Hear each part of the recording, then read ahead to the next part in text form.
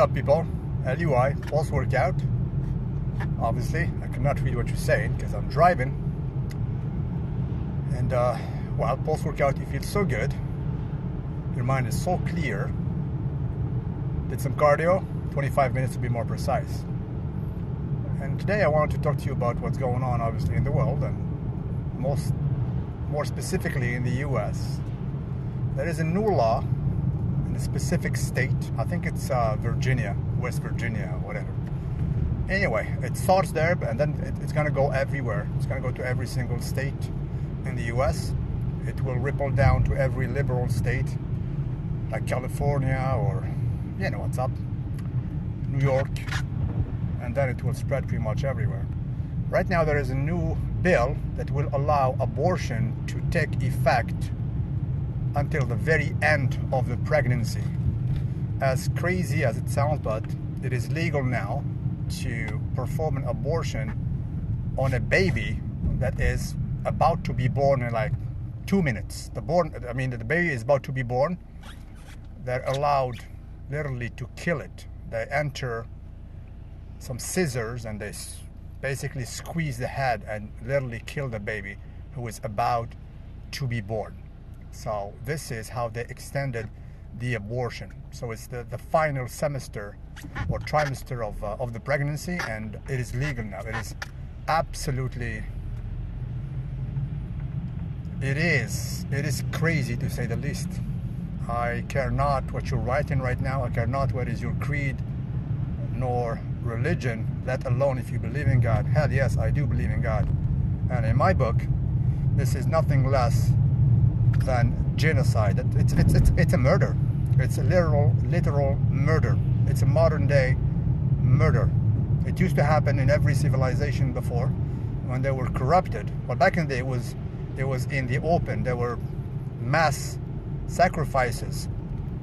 If you go to the Aztec, for example, which was a thriving civilization before Cortés entered, the Spaniard who basically killed most of them, right?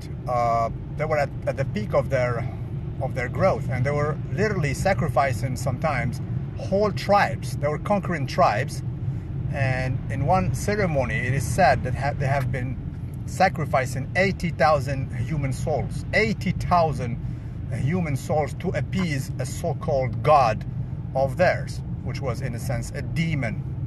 They always do that tricks since every civilization. I mean, you go to the Greeks of old, they were worshipping some so-called deities, Romans, Egyptians, and so on and so forth. Even the Arabs back in the day, merely 1500 years ago, the Arabs, most of them, they were killing their daughters. When they have a newborn daughter, they bury that daughter. They bury her alive, right? Because it was a shame for them to have a daughter. They wanted only to have boys, so they were burying their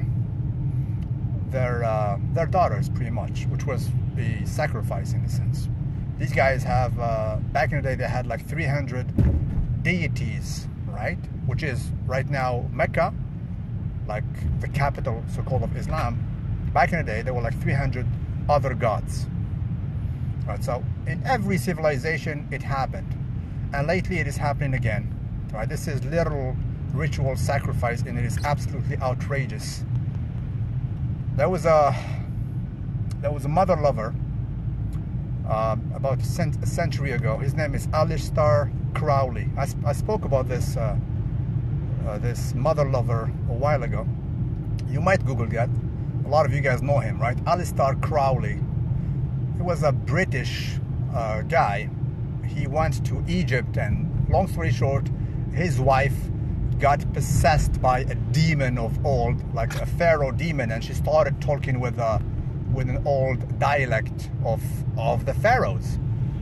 And he didn't know why the hell was she talking that way. So until one of his friend, who was like an Egyptologist, he told him, well, bro, your wife is talking an old dialect. Next thing you know, he got possessed himself by that demon. I forget the name of his demon because he was able to make some drawing of it. And funnily enough, that demon resembles the so-called aliens. You know, the aliens who have like big heads and oversized heads and small lips and no nose, like they call them the Greys. That demon basically was like that, and he gave him a book of Satanism. It is the modern book of Satanism, right? And the basic rule of it is do what you shall, or something like that. I mean, it's in Old English, pretty much. Do what you will. Do what you will, meaning you can do whatever you want. And he also prophesied that there needs to be a lot of baby sacrifices, in a sense, because the babies are the purest soul, and it releases a tremendous amount of energy when you kill babies. And then the so-called revolution, the sexual revolution, came right after that, and he was one of the initiator of it, right? He was one of the initiator. He is actually this Aleister Crowley. There is a picture of him in some albums of the Beatles and what's the name of the others? I forgot the name of them. They're still alive. You know, the band of Mick Jagger. Forgot the name of that band. Anyway, the Rolling Stones. Right? He was one of the initiator of those kind of so-called culture that promoted drug use and sexual liberation, and then it initiated basically all those kind of diseases, drugs, psychedelic drugs, and baby killings. They called it abortion. My body, my choice. My body, my choice. Your body, your choice. Plus, well, if it is your body, your choice, why does the government has to pay for your abortion? Really? Anyway, it is really outrageous, guys. I care not if you believe in God or not, if you're Muslim, if you're Jewish, if you're Christian, but this is proper ritual sacrifice, and it releases energy. And guess who basically gets power from this energy? It is the dark side. The dark side is getting fed by this energy. Literally, it is scandalous, and it is widespread. I mean, there are like tens of millions of babies who have been killed already since this so-called abortion revolution. And as a man, you cannot talk about this. It is triggering. It is my body, my choice. How dare you talk about this? You're a man. Really? Last time I checked, it takes a man to make a baby too. But this is what's happening, guys. This is the day and age we are living in. It is absolutely outrageous. It is out there. A baby about to be born, they're allowed to kill it right now. You kill the baby. I mean, you hear it crying, you're allowed to kill it. Until like 1 second before the birth, you're allowed to assassinate that baby. That's how crazy it is. So dire times are upon us. Dire times are upon us. It happened all the time. And I care not if you believe in God, obviously, hopefully, most of you believe in higher power. That always be a godly punishment. It cannot be unpunished. They think they can do what they want. No, you cannot do what they want. Well, if there is God, in which I believe, there is always a consequence, right? I believe in heaven and I believe in hell, right? And these people, not only they're going to hell, but they will suffer in this life. And as a civilization, I think it will be doomed quite soon, and we do deserve this. We do deserve this. And that's what's up. This is what is happening, guys. And it is exhilarating in such a pace. It is absolutely astounding, right?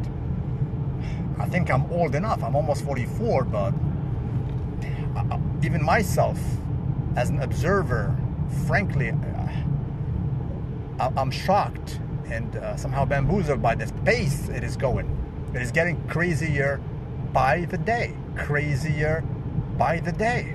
It is just insane. I mean, next thing you know, like in a decade from now, maybe literally Satan will come to the open and say, hey, here I am, and people will not recognize him.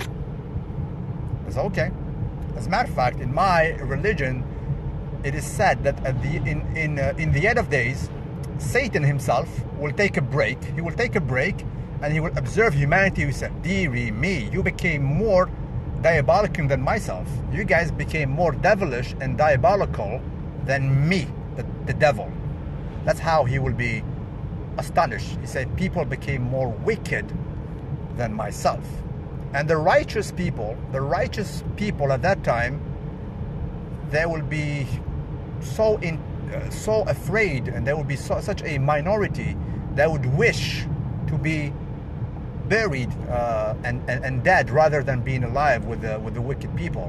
When they pass by a cemetery, they will talk to the deceased people that say, you guys are lucky because you escaped this wicked world.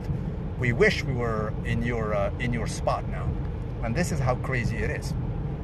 This is just one aspect of our dying civilization, and it is coming from everywhere. This is just one situation, and believe me, if you observe, the wickedness is pretty much everywhere. And things this is not conspiracy theories, guys. You know me, I'm not a conspiracy theorist. I mean, thank God. You listen, I'm in a very good situation. I thank God for it. I have no debt.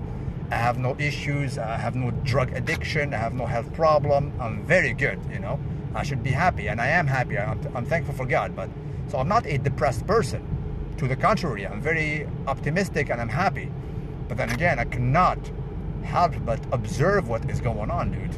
Come on, when you see like the freaking kids being killed next to you, and you see them, they're about to be born, and they kill them right there, and the baby is crying, they literally kill it. How wicked is this? How wicked is this? Your equality? Is this your liberation? I don't want to have none of it. I don't want to have none of it. Be careful, guys. Even if you're a man, do not get bamboozled and entangled in this. Do not be the father of that baby who can be killed, right? I mean, kids, I mean, not only that they can get killed before they are born, but when they're born, they push them into some school where they will brainwash them with some crazy stuff, and you have nothing to do. Especially if you send your kid to a public school, they will brainwash him, they will do whatever to that kid, especially if he's a boy. Didn't me, a boy at 6 or at 7, he would feel bad. He would feel sad to be a boy. They will brainwash him. You cannot be boisterous. You cannot be masculine. This is toxic masculinity. God bless you guys. Talk to you very soon, and I'm keen to see your comments on my YouTube channel. Have a nice one.